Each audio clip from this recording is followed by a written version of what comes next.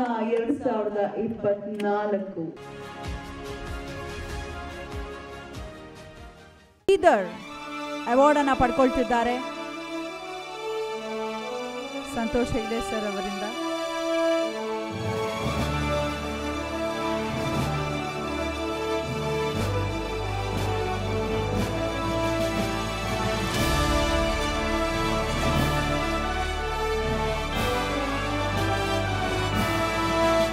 Congratulations, sir.